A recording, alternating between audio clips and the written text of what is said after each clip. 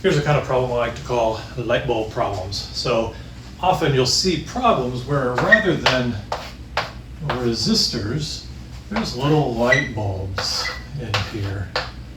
Now, why? I don't know. They act just like resistors. We like to ask questions about power, since that's what's relevant for a light bulb. And you know, light bulbs are just prettier than resistors.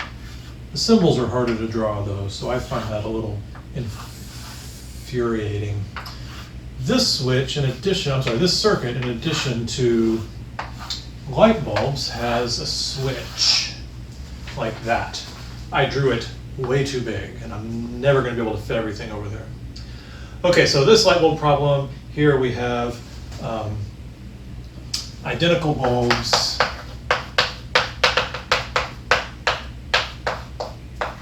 And by that I mean they all have the same resistance R, and the switch is open at the beginning to start. There we go.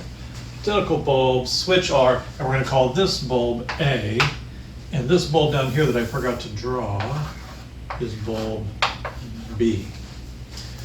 All right, so usually what you do in these problems is you think about it with the switch in one position and the switch in the other position, back and forth, and you do some comparison. So for example, the first question we'll look at is what happens to bulb A when the switch closes? So to figure that out, we got to realize two things. One, we got to know, how do we know what do you mean what happens to the bulb? Like how bright is the bulb is how it should be worded. What happens to the brightness of bulb A? So one thing to know is that sort of the light in a bulb goes as the power. We know the power is IV is one way we write it. The current through a resistor times the voltage drop across the resistor. Because basically the dissipated power, usually you think of as being heat. A light bulb has a filament that gets so hot it glows. So the power is proportional to IV. Now you could say if I'm setting up a circuit, I know current and voltage might change when I throw a switch. So it's actually better to write this in terms of just one of those. And what you do is you use V equals IR to either eliminate V or eliminate I and get it in terms of R. So here what you would do is write the V in terms of IR. So you just say I times IR. So another way to write power, if you just want it in terms of one thing that changes, the current, I squared R. And R is constant. So each one of these bulbs, how bright it is actually proportional to how much current, well, proportional to the current squared, but monotonic or increasing with the current. Okay, so whether something gets brighter or dimmer, you just figure out what the current is. The one with the higher current is brighter. The one with the lower current, dimmer. So to answer though, when something changes, we have to figure it out before and after the two conditions and see how it changes. Okay, so let's start initial where the switch is open and think about what would the current be when it's open. Let's see, when the current is open, what path was I taking there? Yeah. Well, so if we want to know what is it when it's open, one thing that you want to figure out is what is the resistance of this branched part. Because when you open it and close it, it's just going to affect the branch. You still have R plus R plus R branch plus R. So let's see. So R equivalent when it's open is R plus R plus R branch plus that final R. So all these things are in series.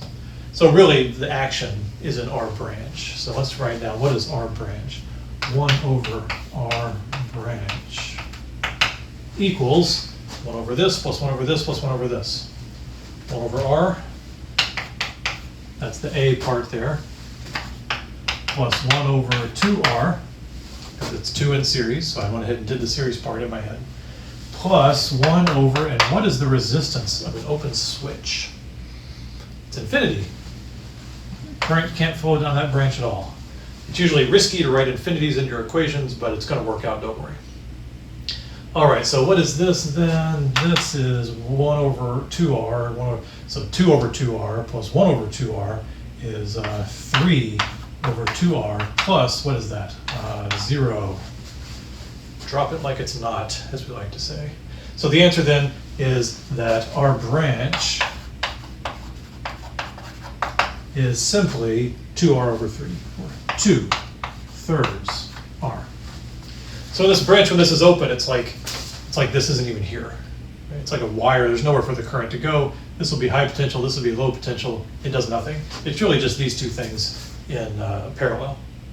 And you could check your math. You could say, well, if it's those two things in parallel, the answer needs to be less than each branch. So this is 2r. This is r. The whole thing is 2/3 r. So everything's fallen together here. So how bright is it? Well, let's see.